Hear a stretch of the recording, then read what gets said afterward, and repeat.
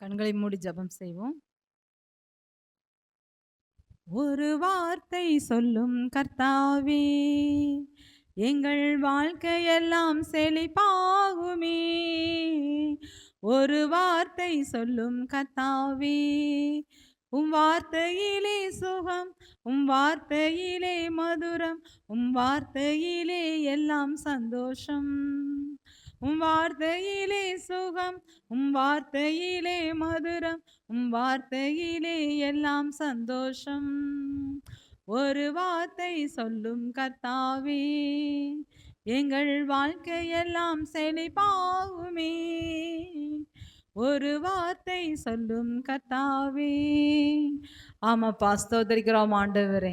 உம்முடைய வார்த்தைகளுக்கு நேராக நாங்கள் கடந்து வந்திருக்கிறோம். இந்த நாளிலும் கர்த்தாவே ராஜா, நீர் எந்த நோக்கத்திற்காக இந்த இடத்துல அழைத்து வந்து உடைய வார்த்தையை தியானிக்கும்படியாக இந்த இடத்துல அழைத்து வந்தீரோ, அந்த காரியங்களை உடைய கரங்களிலே ஒப்பு கொடுத்து நீர் வெளிப்படுத்தும்படியாய் ஜெபிக்கிறோம். இந்த நாளிலும் தகப்பனே ராஜா, துதி ஆராதனையிலே ராஜா, அப்பா பாடல் வேலையிலும் அப்பா ஆராதனை வேளையிலும் எங்கள் மத்தியிலே கடந்து வந்த தேவன், உடைய வார்த்தைகளுக்கு நேராக கடந்து வந்திருக்கிறோம். உலகத்தின் பொல்லாத காரியங்களுக்கு, மாயையான காரியங்களுக்கு, இந்த இருதயத்தின் சிந்தனைகள், செயல்கள் எல்லாவற்றையும் விலக்கி உடைய வேதத்திற்கு நேராக எங்களுடைய இருதயத்தை திருப்பும்படி ஜெபிக்கிறோம்.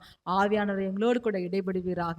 பேசுகிறவன் நானல்ல தகப்பனே, நீரே பேசுகிறீர் என்பதை ஒவ்வொரு இதயங்களும் கண்டுகொள்ளும்படியாய் ஆவியானுடைய வார்த்தை என்னும் மன்னாவை எங்களுக்கு தரும்படியாய் ஜெபிக்கிறோம். இப்ப இயேசு கிறிஸ்து மூலமாய் ஜெபங்கேலும் நல்ல பிதாவே, ஆமென். இந்த நாளிலும் சற்று நேரம் தியானிக்கும்படியாக எடுத்துக்கொண்ட வேத பகுதி யோவான் 1ஆம் அதிகாரம் 1ஆம் வசனம். அதுக்கு முன்னாடி ஒரு சின்ன கேள்வி, சரியா? எதுக்காக இந்த வேதத்தை நாம் வாசிக்கிறோம்? Why you read this Bible in Christian? எதுக்காக கிறிஸ்டியன்ஸ் இந்த பைபிளை நம்ம ரீட் பண்றோம்? எதுக்காக இந்த பைபிளை நாம எடுக்கிறோம்? First, why you take this Bible in Christian? எதுக்காக பைபிளை எடுக்கிறோம்?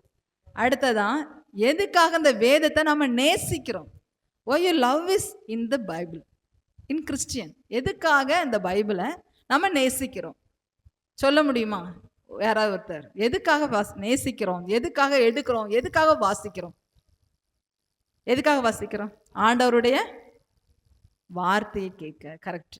இப்போ யோவான் 1ஆவது அதிகாரம் 1ஆவது வசனத்துல சொல்லப்பட்டிருக்கு, ஆதியிலே வார்த்தை இருந்தது, அந்த வார்த்தை யாரிடத்துல இருந்தது? தேவனிடத்துல இருந்தது, அந்த வார்த்தை தேவனா இருந்தது. இன்னைக்கு தேவனா, நான் ஒரு நேரம் யோசிச்சுட்டே இருந்தேன், அப்பா இன்னைக்கு என்ன வார்த்தையை நான் கொடுக்கறது, என்ன வார்த்தையை தியானிக்கிறது? 1 இல்லை 2 இல்லை, கிட்டத்தட்ட ஒரு 3-4 வார்த்தை தேவன் அனுப்பிக்கிட்டே இருந்தார். அதை நான் எழுதிக்கிட்டே இருக்கும்போது எனக்கு தோணுச்சு. அப்புறம் நான் அதை விட்டுட்டு திருப்பி நான் ரெஸ்ட் எடுக்க முடியாது போயிட்டேன். அப்போ ஆவியானவர் பேசின ஒரு வார்த்தை தான் வார்த்தை, தேவனுடைய வார்த்தை அப்படின்னு சொல்லி. அப்போ தான் யோசித்தேன், வார்த்தை அப்படிங்கிறதுல என்ன இருக்கு? வேதத்தில் உள்ள ஒவ்வொரு வார்த்தையிலும் என்ன இருக்கு? ஜீவன் இருக்கு. ஒவ்வொரு வார்த்தையும் என்ன செய்யும்? நம்மளை உயிர்ப்பிக்கும். ஜீவனுள்ள வார்த்தை நம்ம வாசிக்கும் பொழுது நம்முடைய ஆத்மாவை என்ன செய்யுமா? அது உயிர்ப்பிக்கும். உயிர்ப்பிக்கிறதுனா இறந்து போன ஆத்மாவை மட்டும் இல்லை, நம்ம சோர்ந்து போன ஆத்மாவை என்ன செய்து உயிர்ப்பிக்கக்கூடிய வல்லமை இந்த வேதாகமத்திற்கு உண்டு. அதனால தான் கிறிஸ்டியன்ஸ் அதிகமாக நேசிக்கிற ஒரு காரியம் பைபிள். அப்படிதானே? பைபிளை நம்ம அதிகமாக நேசிக்கிறோம்.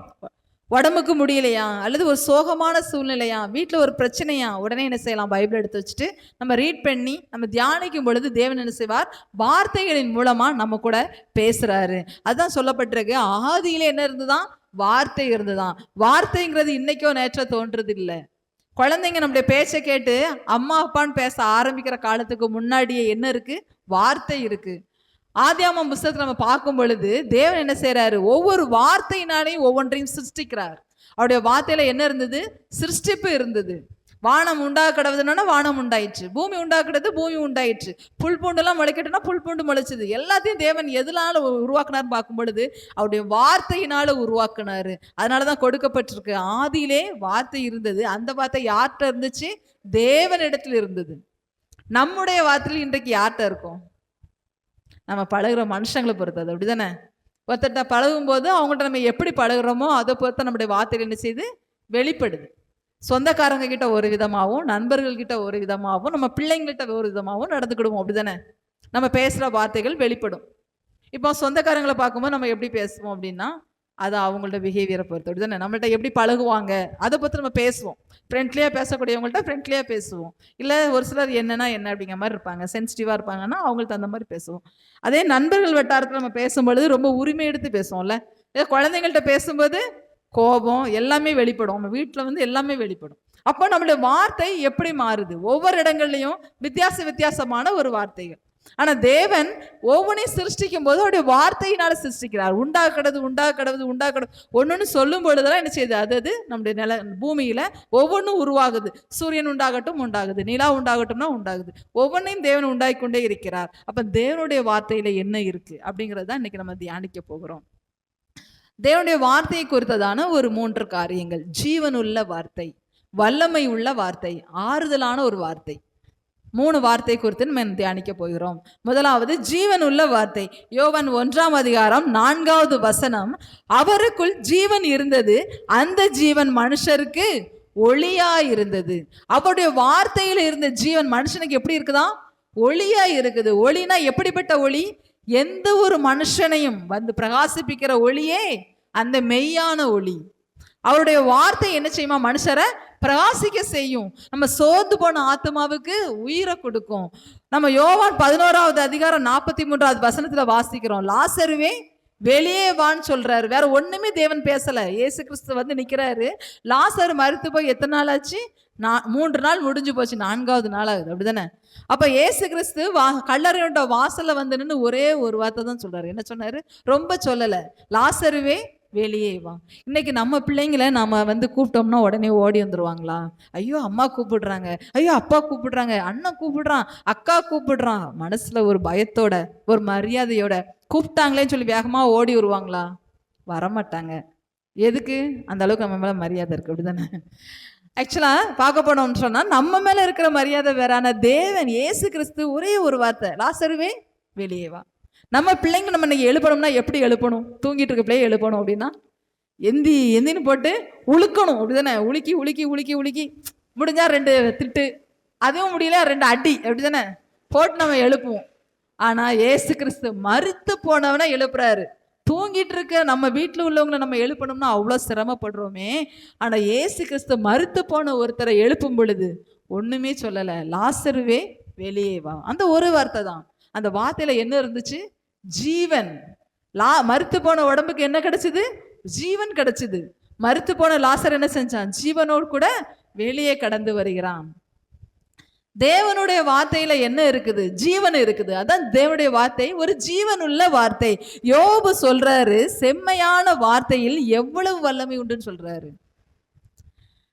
6:25 பார்க்கும் பொழுது யோபுடைய வார்த்தை நம்ம வாசிக்கிறோம். செம்மையான வார்த்தைகளில் எவ்வளவு வல்லமை உண்டு. 2வதாக நம்ம தியானிக்கிற ஒரு காரியம் வல்லமை உள்ள வார்த்தை. சோர்ந்து போன ஆத்மா யோபுடைய ஆத்மா. அப்படிதானே? மரித்து போன ஒரு ஆத்மாவை பார்த்துட்டோம், லாசரு. சோர்ந்து போன ஒரு ஆத்மா யாருடைய ஆத்மா? யோபுடைய ஆத்மா. சரீரத்துல அவ்வளோ பாடுகள் இருக்கு. தன்னுடைய நண்பர்களால, தன்னுடைய சகோதரர்களால, தன்னுடைய மனைவியால எல்லாரும் என்ன செஞ்சுட்டாரு? நிந்திக்கப்பட்டுட்டாரு. சாம்பல்ல உட்காந்து ஓட்டெடுத்து என்ன செஞ்சுட்டு இருக்காரு? சுரண்டிக்கிட்டு இருக்கிறாரு. சரீரம் முழுவதும் என்னது? பருக்கள். அந்த நேரத்துல அவர் பேசுற ஒரு வார்த்தை என்ன வார்த்தை? வார்த்தைகளில் எவ்வளவு வல்லமை உண்டு. எதுக்காக அந்த காரியத்தை சொன்னாரு? ரொம்ப சந்தோஷமா சொன்னாரா? இல்ல, ரொம்ப மனம் நொறுங்கி போய் சொல்றாரு. ஏன்னா அவர் சுற்றி இருக்கிறவங்க எல்லாம் என்ன பேசுறாங்க? மனைவி சொல்றாங்க, இன்னும் உடைய உத்தமத்துல எப்படி நிக்கிறீரு? நிலைய நிக்கிறீரா? என்ன செய்யும்? தேவனை தூஷித்து ஜீவனை விடும் சொல்றாங்க மனைவி. நண்பர்கள் எல்லாரும் சொல்றாங்க, ஏதாவது ஒரு பாவம் செஞ்சிருப்ப, நீ அதை நினைச்சு என்ன செய்ய? கடவுள்கிட்ட மன்னிப்பு கேளு. யோபு சொல்றாரு, தன்னுடைய நாவுனால இல்லை, என்னுடைய நடக்கையினால இல்லை, எதுலையுமே நான் என்ன செய்யல, நான் அப்படி ஒரு பாவம் செய்யல. ஒருவேளை நான் அப்படி பாவம் என்ன பண்ணவே இல்லைன்னு அவர் உறுதியா நம்புறாரு. என்னுடைய பாவத்துக்கு தகுந்த தண்டனை இது இல்லை அப்படின்னு சொல்லி உறுதியா நம்புறாரு. அந்த நண்பர்களால நிந்திக்கப்பட்ட ஒரு சூழ்நிலை. தன்னுடைய சகோதரர்கள்லாம் சொல்றாங்க, நீ ஏதாவது பாவம் செஞ்சிருப்ப. அவர் அப்பவும் அந்த நேரத்துல தான் அவர் மனசளவுல நொறுங்கி போய் சொல்றாரு, செம்மையான வார்த்தைகளில் எவ்வளவு வல்லமை உண்டுன்னு சொல்றாரு. இன்னைக்கு நாம சில இடங்களுக்கு போவோம், உடம்பு சரியில்லாதவங்கள பார்க்க போவோம். அப்படிதானே? போகும்போது என்ன சொல்லுவோம்? ஆறுதலா 2 வார்த்தை, உங்களுக்கு இந்த வியாதி வந்திருக்க கூடாது. அப்படிதானே? நிறைய நேரங்களில் நம்ம கேட்குற வார்த்தை தான், உங்களுக்கு இவ்வளோ கஷ்டம் வந்திருக்க கூடாது, உங்களை கடவுள் இப்படி பண்ணிட்டாரு, உங்களை கடவுள் நடமாட முடியாமல் படுக்க வச்சுட்டாரு, உங்களுக்கு கடவுள் இப்படி ஒரு கஷ்டத்தை கொடுத்துட்டாரு, இப்படி ஒரு நெருக்கடியை கொடுத்துட்டாரு. நல்லா வாழ்ந்த குடும்பம், என்ன நேரமோ தெரியல, என்ன பாவமோ தெரியல, குடும்பத்தில் என்ன போராட்டமோ, இவங்க என்ன தப்பு செஞ்சாங்களோ, அவங்களுக்கு என்ன செஞ்சுட்டு இப்படி ஒரு பிரச்சனை வந்துடுச்சு. நம்முடைய வார்த்தைகள்ல என்ன வல்லமை இருக்கு? நாம சொல்ல வேண்டிய வார்த்தை என்ன? தேவனுடைய மகிமை வெளிப்படும் பொருட்டு இப்படிப்பட்ட ஒரு காரியத்தை தேவன் என்ன செஞ்சிருக்காரு, எனக்கு அனுமதித்திருக்கிறார். நம்ம போற இடங்கள்ல ஆறுதலா என்ன வார்த்தை பேசணும், நம்ம வீட்டுல இருந்து போகும்போதே யோசிக்கணும். அப்படிதானே? என்ன நம்ம பேசணும்னு சொல்லி யோசிக்கணும். நம்முடைய வார்த்தையில ஜீவன் இருக்கா, வல்லமை இருக்கா? அவங்க சோர்ந்து போனவங்களுக்கு ஒரு சத்துவம் கிடைக்குமா? அவங்க சோர்ந்து போன ஆத்மாவை நம்ம எழுப்பி விடுவோமா? அந்த வார்த்தையில என்ன இருக்குது? உடம்பு சரியில்லாதவங்களை பார்க்க போகும் பொழுது, நான் வந்து பேசிக்காக ஒரு நர்ஸ், ஹாஸ்பிட்டலில் ஒர்க் பண்ணிட்டு இருந்தேன். இப்போ ஒரு 3-4 வருஷமா ஜாப் போகல. சரியா? நான் வேலை பார்க்கும்பொழுது பார்த்தீங்கன்னா நிறைய பேர் உடம்பு சரியில்லாமல் படுத்திருப்பாங்க. அவங்கள பார்க்க வரக்கூடிய அவங்களுடைய கெஸ்ட், அவங்களுடைய சொந்தக்காரங்க எல்லாரும் சொல்லுங்கிற ஒரு வார்த்தை, உனக்கு இப்படி ஆகிப்போச்சே, எதிர்பார்க்கவே இல்லை, நேற்று கூட நல்லா தானே நடமாடிக்கிட்டு இருந்தேன், இன்னைக்கு இப்படி முடியாமல் படுத்துட்டியே. நான் சொல்லுவேன், ஏமா அவங்களே சோர்ந்து போய் படுத்திருக்காங்க, எதுக்கு நீங்கள் கூட கொஞ்சம் படுக்க வைக்கிறீங்க? அப்படிதானே? அந்த அம்மா அப்போ தான் கொஞ்சம் எந்திரிச்சு அவங்கள பார்த்தோன்னா உட்காரதுக்கு எந்திரிச்சு உட்காரும். இந்த அவங்க சொல்லுவாங்க உடனே, நேற்று நல்லா நடமாடிட்டு இருந்தீங்க, இன்னைக்கு இப்படி படுக்க வச்சுட்டாரா கடவுள்? உடனே அந்த அம்மா படுத்துரும். எந்திரிச்சு உட்காரணும்னு நினச்ச அம்மா என்ன செஞ்சிடாது, திருப்பி எந்திரிச்சு உட்காராது, உடனே படுத்துரும். இப்போ தான் கஷ்டப்பட்டு எந்திரிக்க ட்ரை பண்ணாங்க, படுக்க வச்சிட்டிங்களா? நான் கேட்குறேன், உடனே கேட்டுருவேன் நாமா. இப்போ தான் எந்திரிக்க ட்ரை பண்ணாங்க, படுக்க வச்சிட்டிங்களா? என்ன பேசணும்? இதெல்லாம் ஒரு பெரிய விஷயமா? சும்மா எந்திரிச்சு நடங்க. தேவன் சொன்னா, பேதுரு சொல்றாரு தேவாலயத்துக்கு போகும் பொழுது, என்கிட்ட இருக்கிறத தர்றேன், என் கையில என்ன இல்லை, பொண்ணும் இல்லை பொருளும் இல்லை, இருக்கிறத தர்றேன், ஒரே ஒரு வார்த்தை, எழுந்து குதித்து தேவனை மகிமைப்படுத்தினான். அவருடைய வார்த்தையில இருந்த வல்லமை, பேதுருடைய வார்த்தையில இருந்த வல்லமை. இன்னைக்கு தேவனை, கிறிஸ்துவை தரித்து கொண்ட நாம், நம்முடைய வார்த்தைகள்ல என்ன வல்லமை வெளிப்படுது?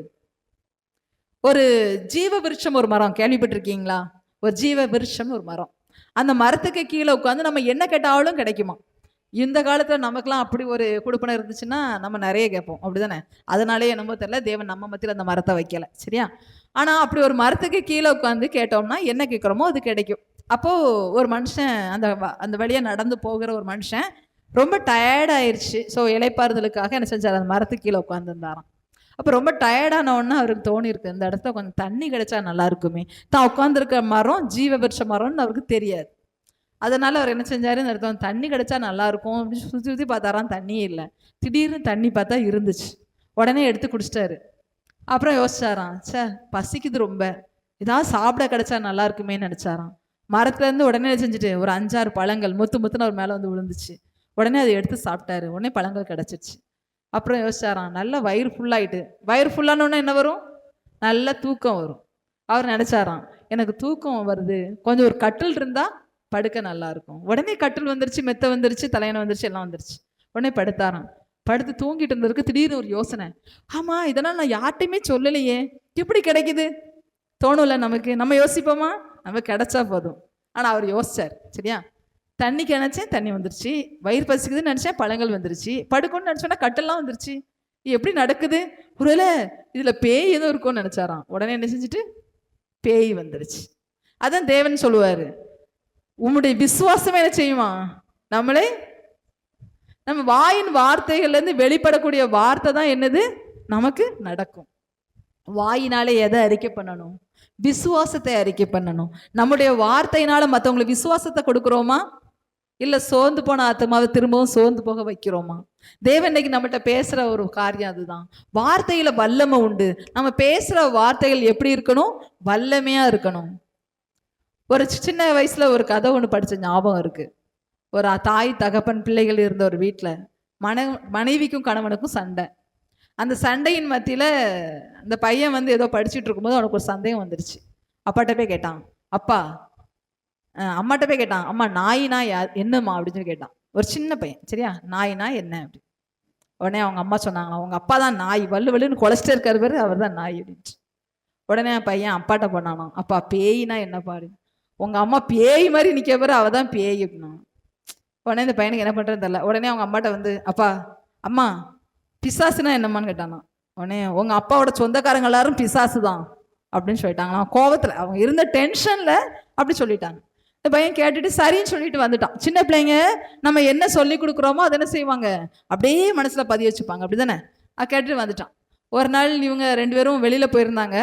அப்போம்போது வீட்டுக்கு கெஸ்ட் வந்திருக்காங்க. அப்போ அந்த பையன் உடனே பார்த்தான், சரி நமக்கு தெரிஞ்சதை என்ன செய்யணும், மற்றவங்களுக்கு சொல்லணும். நம்ம தெரிஞ்ச சொல்லுவோம் தானே. நமக்கு தெரிஞ்ச என்ன சொல்லுவோம், கர்த்தர் நல்லவர், அவர் எனக்கு நிறைய காரியங்கள் செஞ்சுருக்கிறாரு, நிறைய இடங்களை சாட்சி சொல்லுவோமா. அதே மாதிரி பையனுக்கு ஒரு ஆசை, நம்ம கற்றுக்கிட்டதை இவங்களுக்கு என்ன செய்யணும், தெரியப்படுத்தணும். உடனே சொந்தக்காரங்களாம் வந்தோடனே, வாங்க பிசாசுகளா வாங்க, வந்து என்ன செய்யுங்க, இதில் வந்து உட்காருங்க, நாய் வெளில போயிருக்கு, பேயும் வெளியில் போயிருக்கு, வரும் அப்படின்னு சொல்லிட்டான். வந்து சொந்தக்காரங்க சௌரியமாக உட்காந்துருப்பாங்களா, அடிச்சு பிறண்டு ஒரே ஓட்டம். அந்த பையனுக்கு என்னமோ ஆகி போச்சு, தெரியாதனமாக வீட்டுக்குள்ள வந்துட்டோம் அப்படின்னு நினச்சிட்டாங்க, ஓடியே போயிட்டாங்க. அப்புறம் அவங்க அம்மா அப்பா வந்துறாங்க, என்னடா வீட்டுக்கு நிறைய பேர் வந்துட்டு போன மாதிரி பக்கத்து வீட்டை சொன்னாங்களே அப்படின்ட்டு. ஆமாம்மா பிசாசுகள்லாம் வந்துச்சு, நாயும் பேயும் வெளியே போயிருக்குன்னு சொன்னேன், ஓடி போயிட்டாங்க. அப்போ தான் அவங்க அம்மா அப்பா யோசிச்சாங்களாம், நம்ம போட்டிருந்த சண்டையில் பையன்ட்ட என்னத்தையோ சொல்லி கொடுத்து, நம்மளுடைய வார்த்தைகள், நம்ம பிள்ளைங்க நம்ம பேசுறத கேட்டு பேசுறாங்க, அப்படிதானே. கெட்ட வார்த்தை ஒன்றும் உங்கள் வாயிலிருந்து புறப்பட வேண்டாம். நம்ம அன்னைக்கு கெட்ட வார்த்தை பேசுறோமா? நிறைய வீடுகளில் இன்னைக்கும் அந்த பழக்கம் இருக்கு. ஏதாவது சண்டை வரும்போது சடார்னு பேசுற வார்த்தைகள் என்ன வார்த்தைகள்? தேவனுக்கு பிரியமில்லாத வார்த்தைகள். தேவன் இன்னைக்கு என்ன செய்யறாரு, யோபு சொல்றாரு, தாவீது ராஜா சொல்றாரு, என்னுடைய வாய்க்கு என்ன செஞ்சிருக்கேன், காவல் வைத்திருக்கிறேன். தேவையில்லாத பேசக்கூடாது, வீண் வார்த்தைகளை அழப்பாதபடி என்னுடைய நாவுக்கு காவல் வைத்திருக்கிறேன். தேவனுடைய வார்த்தையில் இருந்த வல்லமை. இயேசு கிறிஸ்து கிட்ட ஒரு விபச்சார ஸ்திரீயை கொண்டு வர்றாங்க நியாயத்திற்கும்படியா. இயேசு கிறிஸ்து ஏதாவது சொன்னாரா? தரையில குனிஞ்சு கையால மண்ணில் என்ன செஞ்சாரு, எழுதிக்கிட்டு இருந்தார். என்ன எழுதினாரு?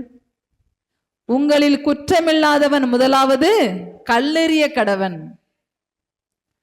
அவர் ஒரு வார்த்தை பேசினாலும் எப்படி இருக்கும், சரியா இருக்கும். பேசுற வார்த்தையில ஜீவன் இருக்கும், வல்லமை இருக்கும். அவருடைய ஒரு வார்த்தையினால மரித்து போன லாசருவை எழும்ப வைக்கக்கூடிய அளவுக்கு அவருடைய வார்த்தையில ஜீவன். சோர்ந்து போன ஆத்மாவை தட்டி எழுப்பக்கூடிய யோபுவினுடைய சரீரத்தை எழுப்பக்கூடிய அளவுக்கு ஒரு வல்லமை அவருடைய வார்த்தையில இருந்த வல்லமை. மூன்றாவதான காரியம் ஆறுதலின் வார்த்தை. ஏசாயா 51வது அதிகாரம் 12வது வசனத்துல சொல்லப்பட்டிருக்கு, நானே உங்களுக்கு ஆறுதல் செய்கிறவர். தேவனை தவிர நம்மளை ஆற்றி தேற்றி குணப்படுத்தக்கூடிய ஒரு நபர் இருப்பாங்கன்னு சொன்னா அது சாத்தியமில்லாத ஒரு கூறு. ஒரு பெற்ற தாய் தகப்பனா இருந்தா கூட என்ன செய்ய முடியும், ஒரு அளவுக்கு தான் ஆறுதல் சொல்ல முடியும். நம்முடைய இருதயம் அவங்க சொல்ற ஆறுதலை ஏத்துக்கொள்ளணும், அப்படிதானே. ஆனா நம்முடைய தேவனுடைய வார்த்தையில நம்ம காத்திருக்கும் பொழுது அவர் கொடுக்கக்கூடிய அந்த ஆறுதல் என்ன செய்யுமா, நம்முடைய ஜீவனுக்கு மதுரமா இருக்கும். அவர் கொடுக்குற ஆறுதல் வேற யாராலையும் செய்ய முடியாது, கொடுக்க முடியாது. அதான் வேதாகமத்தை சொல்லப்பட்டிருக்கு, பயப்படாதே பயப்படாதுன்னு 365 வார்த்தைகள். ஒரு நாளைக்கு ஒரு வார்த்தை எடுத்துக்கிட்டா கூட ஒரு வருடம் முழுவதும் நம்ம என்ன செய்ய முடியும், அந்த வார்த்தையை பிடித்து கொண்டு ஒவ்வொரு நாளும் பயப்படாம இருக்க முடியும். வீட்டில் பிள்ளைங்க சொல்லுவாங்க, எக்ஸாம் வருது பயமா இருக்கு சொல்லுவாங்கல்ல, அவங்க எடுக்கிற மார்க்க தான் எடுக்க போறாங்க, ஆனாலும் வீட்டில் ஒரு பில்டப், அப்படிதானே.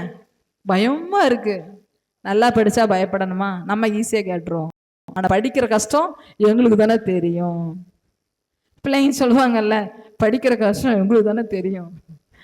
நான் சொல்லுவேன், படிக்கிறத தவிர என்ன வேலை?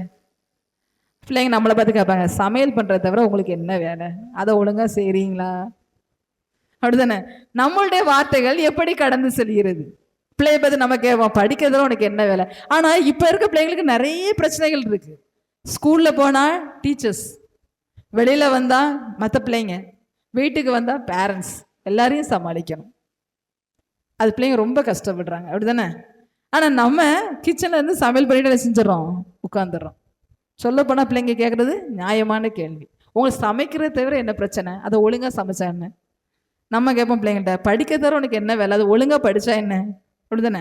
ஆனா தேவன் சொல்றாரு, ஞானமும் புத்தியும் தேவனிடத்திலிருந்து மட்டும்தான் வரும். அவர் ஒருத்தர் தான் ஆறுதல் செய்ய முடியும். ஞானத்தில் ஒருவன் குறைவுள்ளவனாய் இருந்தால் யாவருக்கும் சம்பூர்ணமாய் கொடுக்கிறவரும் ஒருவரையும் கடிந்து கொள்ளாதமாய் இருக்கிற தேவனிடத்தில் கேட்கப்படவன், அப்பொழுது அவனுக்கு கொடுக்கப்படும். வேதம் தெளிவா சொல்லுது, என்னத்தை சம்பாதித்தாலும் புத்தியை சம்பாதி. சாலமன் ராஜாவுக்கு அவருடைய தாயார் சொல்ற உபதேசம், என்னத்தை சம்பாதித்தாலும் புத்தியை சம்பாதி. அதனாலதான் என்னமோ தெரியல, சாலமன் ராஜா தேவனிடத்துல கேட்கும் பொழுது ஞானத்தை மாத்திரம்தான் கேட்டார். இன்னைக்கு பிள்ளைங்கள்ட்ட நம்ம என்ன கற்றுக் கொடுக்குறோம்? உனக்கு ஏதாவது தேவையா, ஏன்ட்ட கேளு, நான் வாங்கி தரேன் அப்படி சொல்றோமா? இல்லை, ஏதாவது தேவையா தேவன்கிட்ட கேளு, அவர் கொடுப்பாரு. அவரை கொடுக்கக்கூடிய திராணி எனக்கு தர சொல்லி நீ கடவுள்கிட்ட கேளு, அப்படி கற்றுக் கொடுக்குறோமா? நம்ம வார்த்தை குழந்தைங்கள்ட்ட நம்ம எப்படி சொல்லி கொடுக்குறோம்? உன்னுடைய தேவை இன்னதுன்னு நம்ம கடவுள்கிட்ட கேட்கறதுக்கு முன்னாடி அவர் என்ன செஞ்சிருக்காரோ அதை அறிந்து வைத்திருக்கிறார். எல்லாத்தையும் தேவனுடைய பிள்ளைகளுக்கு என்ன செய்யணும்? கற்றுக் கொடுக்கணும். பழைய ஏற்பாட்டின் காலத்தில் நம்ம வாசிக்கும் பொழுது அந்த ஜனங்கள் கடந்து வர்ற ஒவ்வொரு இடங்களையும் கல்லுகளை நிறுத்தி என்ன செஞ்சாங்க? ஒரு அடையாளமா வச்சாங்க. கற்குவியல்களை வச்சாங்க, கல்லை நிறுத்தி தூணா வச்சாங்க. இதெல்லாம் எதுக்காக தேவன் வைக்க சொன்னார் பார்க்கும் பொழுது, உன்னுடைய பிற்கால சந்ததிக்கு என்ன செய்யணும்? அதை அறிவிக்கணும். தேவன் என்ன செஞ்சாரு? இந்த பாதையில நடத்தி கொண்டு வந்தார். இந்த கஷ்டத்துல நாங்க நடத்தி கொண்டு வந்தார். இப்படி நாங்க அந்த இடத்துல வரும்போது ஒரு பிரச்சனை சந்தித்தோம். இதுல இருந்து தேவன் என்ன செஞ்சாரு? எங்களை விடுதலையாக்கினார். இது எல்லாத்தையும் யார் சொல்லி கொடுக்கணுமா? நம்முடைய பிற்கால சந்ததிக்கு நம்ம கற்றுக் கொடுக்கணும். நாம குழந்தைங்கள்ட்ட என்ன கற்றுக் கொடுப்போம் சொல்லுங்க? என்ன கற்றுக் கொடுப்போம்? நான்லாம் அப்போது சோத்துக்கே வழி இல்லாம இருந்தேன், இன்னைக்கு உனக்கு நல்ல சாப்பாடு கிடைக்கல, அதனால நீ என்ன செய்வேன்? இதுவும் பேசுவேன், இதுக்கு மேலேயும் பேசுவேன். அப்போ நம்ம பிள்ளைங்க நம்மளை பார்த்தே ஒரு கேள்வி கேட்பாங்க, நீங்களாம் என்ன படிச்சீங்க? எங்களையா அதை படி இதை படின்னு சொல்லுதீங்க? நம்ம அந்த காலத்தில் என்ன படிச்சிருப்போம்? இப்போ சொன்னால் ஒரு டிகிரி முடிச்சிருப்போமா? ஆனால் குழந்தைங்கள பத்தாது, எம்எட் படி, எம்ஃபில் படி, போய் சொல்லிகிட்டே இருக்கிறோம்ல, இன்னும் படி, பிஹெச்டி வரைக்கும் படிச்சுட்டே இரு. பிள்ளைங்க அப்போ தான் கேட்பாங்க, நீங்கள் என்ன படிச்சிருக்கீங்க? எங்களையே படிக்க வைக்கிறீங்க இப்படி? அந்த காலத்தில் நம்மலாம் என்ன படிச்சிருப்போம்? ஒன்றா ஃபஸ்ட் ஸ்டாண்டர்ட் தான் ஃபஸ்ட்டு ஸ்கூலுக்கே போயிருப்போம், அப்படிதானே? பிள்ளைங்க இப்போ ப்ரீகேஜி, அதுக்கு முன்னாடி ப்ளே ஸ்கூல் போதை கொண்டு 2 வருஷம் பிள்ளைங்களை நிம்மதியாக வீட்டில் இருக்க விட மாட்டேங்கிறோம். உடனே ஸ்கூலில் கொண்டு சேர்த்துறோம். ஏன்? வீட்டில் சமாளிக்க முடியல. தேவன் சொல்றார், நம்முடைய வார்த்தைகள் குழந்தைங்களுக்கு முன்பா எப்படி இருக்கு, மற்றவங்களுக்கு முன்பா எப்படி இருக்கு? நம்முடைய வார்த்தையில என்ன இருக்கு? மற்றவங்களை ஆறுதல் படுத்துற ஒரு வார்த்தைகளை நம்ம பேசுறோமா? பேசும்பொழுது நம்முடைய வார்த்தை மற்றவங்களை ஆறுதல் படுத்துதா? அவங்களுக்கு சகாயம் கிடைக்குதா? அவங்களுக்கு விடுதலை கிடைக்குதா? தேவனுடைய வார்த்தையில நிறைய ரட்சிப்பு இருந்தது. பாவத்துல சாபத்துல கட்டுகள்ல இருந்தவங்களுக்கு தேவன் ஒரு வார்த்தை தான், அந்த பிசாசு அவனை விட்டு தூரப்போன்னு சொன்னா என்ன செஞ்சிருவாது? பெயரும். அநேக பிசாசு பிடித்த ஒருத்தன் இருந்தான், என் பேர் என்ன சொன்னா? லேகியோன். தேவன் ஒரு வார்த்தை தான் சொன்னார், அவனை விட்டு வெளியே போ, அவ்வளவுதான். உடனே ஓடி போய் என்ன செஞ்சு? பன்னி கூட்டத்துக்குள்ள போவேன்னு சொல்லி எனக்கு அனுமதி கொடுங்கன்னு சொல்லி தேவன்கிட்ட கெஞ்சிச்சு. தேவன் ஒரு வார்த்தை சொல்லுவாரு, அந்த வார்த்தையில வல்லமை இருக்கும், ஜீவன் இருக்கும், ஆறுதல் இருக்கும். இன்னைக்கு ஒரு விஷயம் நம்மளை சிந்தித்து பார்ப்போம். என்ன வார்த்தை நாம பேசுறோம்? என்ன வார்த்தைக்கு நம்ம மற்றவங்களுக்கு கொடுக்குற வார்த்தைகள் எப்படி இருக்குதுன்னு சொல்லி பார்க்கலாம். சங்கீதம் 119:67 சொல்லிருக்கு, நான் உபத்திரப்படுவதற்கு முன் வழிதப்பி நடந்தேன், இப்பொழுதோ உம்முடைய வார்த்தைகளை காத்து நடக்கிறேன். நம்ம ஒரு காலத்துல கஷ்டப்பட்டோம், கரெக்டு தான். ஆனா இப்போ தேவன் நம்ம நேர்த்தியா நல்லபடியா வச்சிருக்கிறாருன்னு சொன்னா நம்ம அந்த டைம்ல என்ன செய்யணுமா? திரும்பவும் என்ன செய்யக்கூடாது? வழிதப்பி நடக்கக்கூடாது. அவருடைய வார்த்தை என்ன செய்யணும்? காத்து நடக்கணும். அவருடைய வார்த்தையில நம்ம என்ன செய்யணுமா? கை கொண்டு நடக்கணும். தேவன் நம்ம கொடுத்த கட்டளைகளை பின்பற்றி நடக்கணும். நம்ம கடைசி காலத்துக்குள்ள கடந்து வந்துட்டோம். நிறைய இயற்கை சூழ்நிலை நமக்கு அது வெளிப்படுத்திக்கிட்டே இருக்கு, அப்படிதானே? ஜலத்தினால, அக்னினால நிறைய அழிவுகளை நம்ம சந்திச்சுட்டு இருக்கோம். நிறைய கொள்ளை வியாதிகள் எல்லாமே வெளிப்படுத்த சுவிசேஷத்துல கொடுக்கப்பட்ட எல்லா காரியங்களும் நம்முடைய நடைமுறைக்கு நடந்து கொண்டே வந்திருக்கு. இன்னும் என்ன செய்யாது? காலம் செல்லாது. இந்த காலத்தை நம்ம மௌனமா இருந்தோம்னா இன்னும் ரட்சிப்பு எங்கேருந்து வருமா? வேறொரு இடத்துல இருந்து வரும். தேவன் இன்னைக்கு நம்மளை அழைக்கிறார் நம்முடைய வார்த்தைகள் மூலமா. இப்போ சுவிசேஷ ஊழியம்ல உங்களுக்கு கூட அடுத்த மாதம் சுவிசேஷ ஊழியங்கள் நடந்து கொண்டு இருக்குது ஒவ்வொரு பகுதியிலையும். நம்முடைய வார்த்தைகள் கடந்து செல்லும் பொழுது அவர்களுக்குள்ள என்ன வரணும்? ஒரு ஜீவன், ஒரு வல்லமை, அவங்களுக்கு ஒரு ஆறுதலா இருக்கட்டும், ஒரு சமாதானத்தை கொடுக்குற ஒரு வார்த்தையா நம்முடைய வார்த்தை வெளிப்படணும். உணர்ந்தவர்களாய் கண்களை மூடி ஒரு இசை ஜெபம் செய்து பல கோடி வார்த்தைகள் நான் கேட்ட போதும் இயேசுவே நீர் பேசும் ஒரு வார்த்தை போதும். பல கோடி வார்த்தைகள் நான் கேட்ட போதும் இயேசுவே நீர் பேசும் ஒரு வார்த்தை போதும். ஓராயிரம் ஜீவன்